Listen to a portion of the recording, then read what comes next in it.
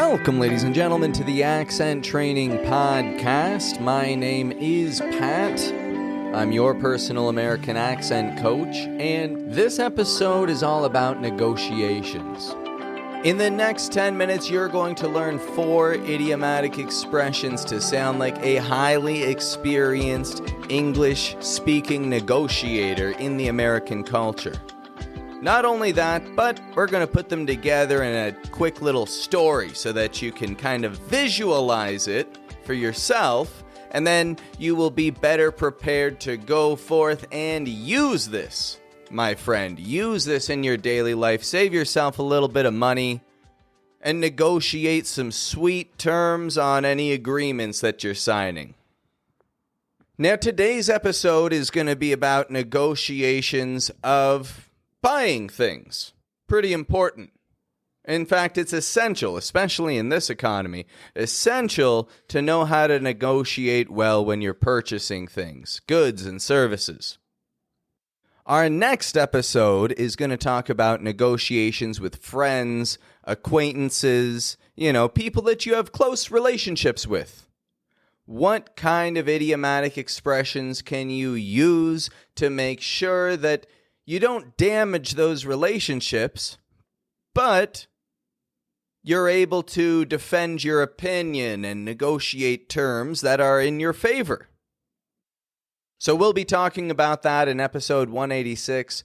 And then finally, episode 187 is going to talk about negotiation idioms for the workplace. That's right, negotiation idiomatic expressions to talk to your boss, to talk to your coworkers, idiomatic expressions to communicate your message like an experienced and confident negotiator in the workplace, with your boss, with your colleagues, with your boss's boss. So make sure that you're subscribed to the Accent Training Podcast so that you do not miss a second of these fantastic negotiation American accent training lessons. Now, not only am I going to teach you a few idiomatic expressions, but we're also going to talk about the intonational patterns that we use when talking about idiomatic expressions. We're not going to focus on just one sound. We're going to focus on the flow of speech. So starting with today's episode, negotiations for buying things. Our first idiomatic expression. Let's meet in the middle. Repeat that back to me. Let's meet in the middle.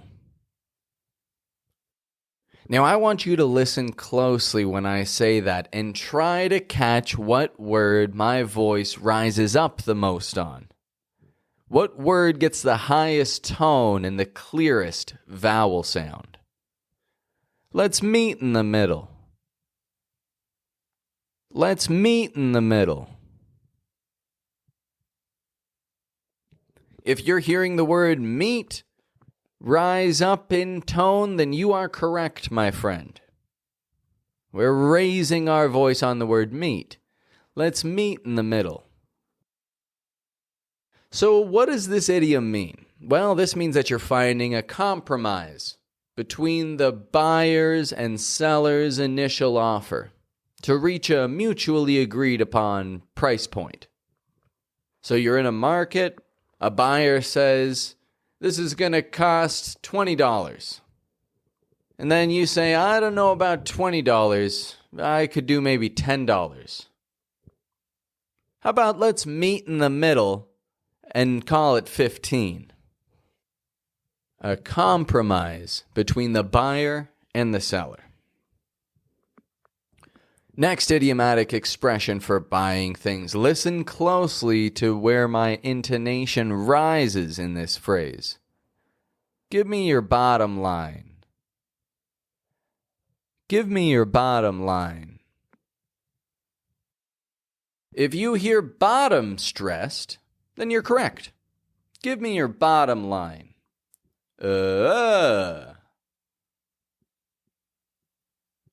Give me your bottom line. Now, what does this idiom mean? Well, this is saying, tell me the lowest price that you will sell me this item for.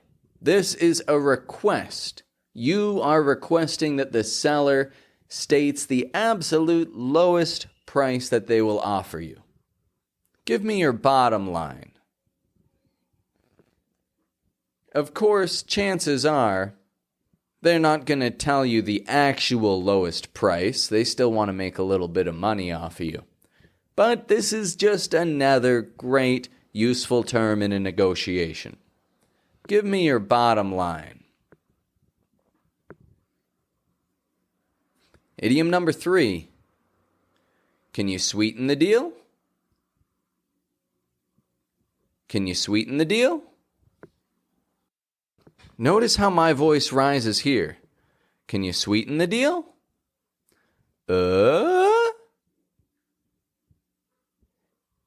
If you're a fan of this show, then you may recognize that as the intonation of yes and no questions.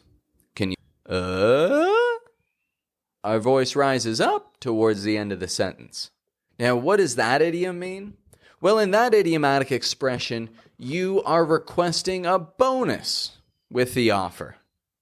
Maybe their bottom line wasn't good enough. You want more bang for your buck. So, you ask them to improve the offer. You ask them to maybe include something extra.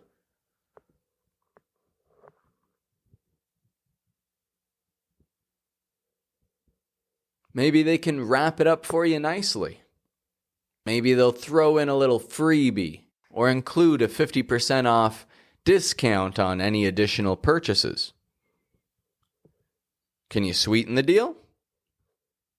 Now, this is a bold request in a negotiation. But that's kind of the point of negotiating, right? Let them feel like you are the expert on the subject. And you know that it should be a better deal. Can you sweeten the deal? Doesn't hurt to ask, right? It doesn't hurt to ask.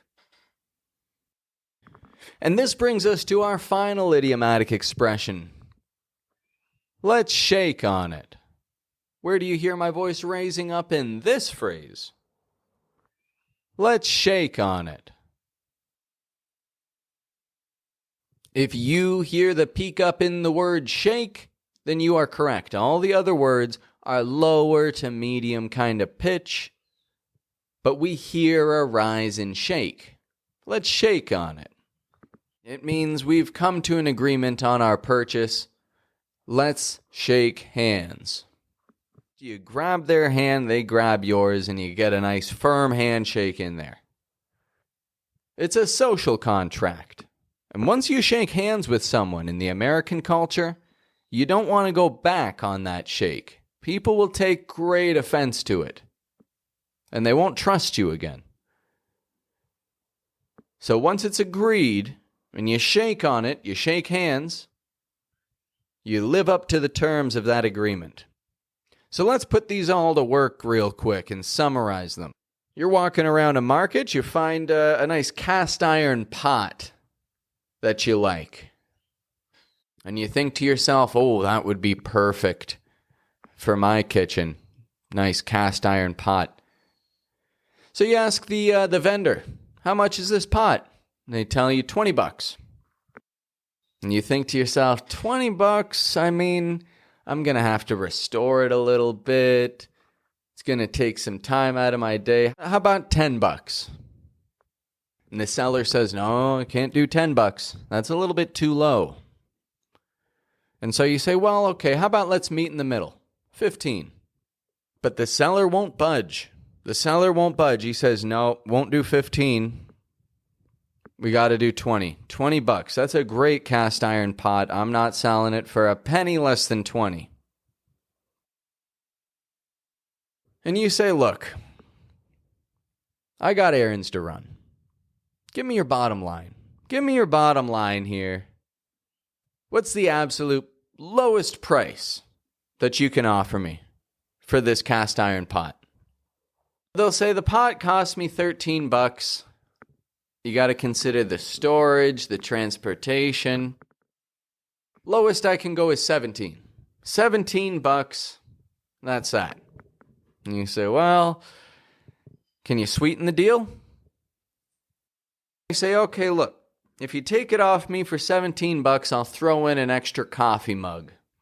An extra coffee mug. So you can make some oatmeal in the morning with your cast iron pot, and you've got a nice new coffee mug to sip on your coffee from as you eat your porridge. What do you say? You think about it for a moment, and then you say, I say we shake on it at $17 for the cast iron pot and the mug. Let's shake on it. And so you shake hands, you pay them the money.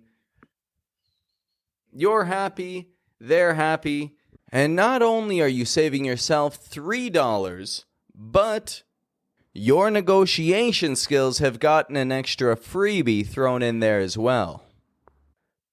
So now I want you to go out into the real world and use these terms, my friend. Use these phrases. Maybe you've got a call coming up where you're going to be negotiating the price with somebody or some service. These idiomatic expressions will help level the playing field between you and any native English speakers when you're in a negotiation. And you will sound like an experienced negotiator in the American culture. Well, this brings me to wrapping things up for today, folks. I hope that you take this knowledge and you use it right away, and I want you to keep an eye out because our next episode is going to talk about negotiating with friends, negotiating with family. Can be quite delicate situations, and I want to help you through them. So keep an eye out for Accent Training Podcast episode 186, where I'm going to talk about idiomatic expressions to negotiate effectively with friends and family, people that you're close with. You want to maintain those relationships. And then after that, I've got a real big, great episode coming your way. Negotiations at work. We're going to talk about negotiating with coworkers and negotiating with superiors. That's right, having your ideas heard in the workplace. You're going to learn it all here, so make sure that you're subscribed to the Accent Training Podcast so you can be one of the first people to learn these skills and then put them to work right away. Have a good one, my friend.